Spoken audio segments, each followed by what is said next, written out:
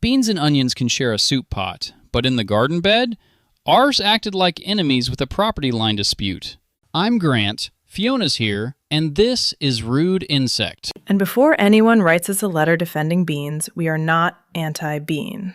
We are anti-making beans miserable by planting them next to onions. Today we're talking onion companion plants, the pairings that actually earn space in our Zone 6B kitchen garden, especially carrots and brassicas, and the ones we stopped forcing. Onions get oversold in companion planting charts. People say, plant onions and pests vanish. No. But onions are useful. They're upright, they don't sprawl, they have that strong allium smell, and they tuck into beds without stealing the whole show. So they're garden bouncers. More bouncers than dinner guests, yes. Especially beside carrots, cabbage family crops, lettuce, beets, and sometimes tomatoes or strawberries if the spacing is sensible. Time for Grant's garden mistake. One spring, I got very impressed with myself and planted onions, leeks, and garlic all together in one neat 4x12 bed. It looked like a gardening magazine for about 6 weeks. By August, it looked like an allium hospital. Garlic rust, tired onions, leeks sulking in the corner. I called it efficient. Fiona called it disease pressure with mulch. And I stand by that. Alliums can grow near alliums, obviously. But planting big blocks of onions, garlic, and leeks in the same spot year after year is asking for trouble. Rotation matters, even when the bed looks tidy on paper. Okay, but carrots and onions. This one I still want to believe in. It's classic. It's charming. It sounds like they're protecting each other with little garden capes. Easy, Captain Compost. The theory is reasonable. Onion scent may make it harder for carrot rust fly to find carrots, and carrot foliage may confuse some onion pests. But may is the important word. We did not interrogate the flies. We did, however, notice fewer chewed carrot shoulders when we grew carrots between onion rows compared with the open carrot patch. Fewer, not zero. That's the gardener's version of a miracle. Slightly less damage and no promise of perfection. Our best layout was a 30-inch wide bed. Onion row down each outside edge, 2 carrot rows inside, about 8 inches between the carrot rows, around 6 inches between onions and carrots, and 1 drip line running straight down the center. That layout worked because the plants used different vertical space. Onion tops stayed upright, carrots filled in low. The soil had less bare space for weeds, but you still have to thin carrots. I was hoping the onions would do that.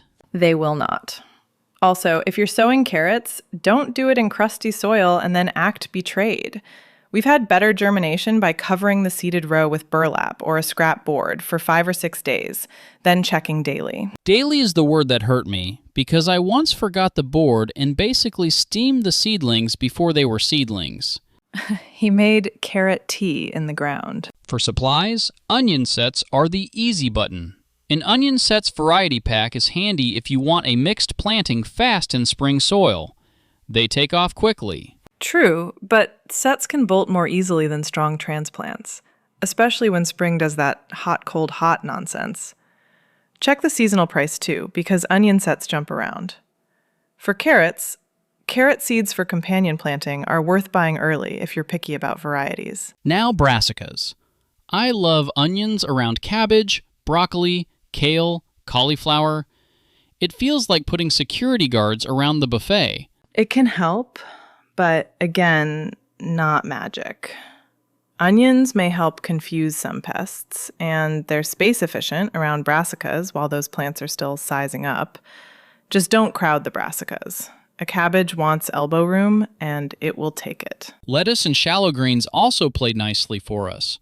Quick crops, shallow roots, and they appreciate a little efficient bed sharing before summer heat ruins the party. Beets were fine too. Tomatoes, I'd say in moderation.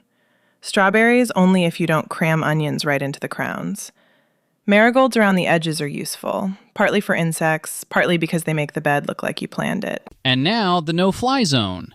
Beans, peas, asparagus, and sage in tight beds. Beans and peas are the big ones.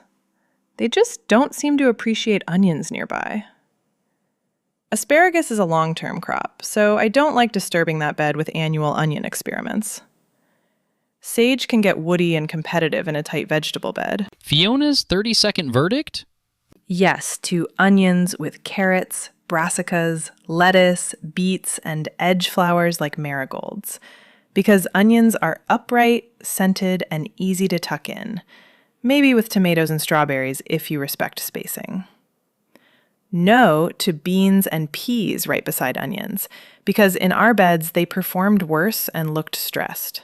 And don't repeat giant allium blocks in the same bed year after year, unless you enjoy diagnosing rust in August. So companion planting is less plant this and clap and more use space wisely, rotate properly, and don't bully your beans.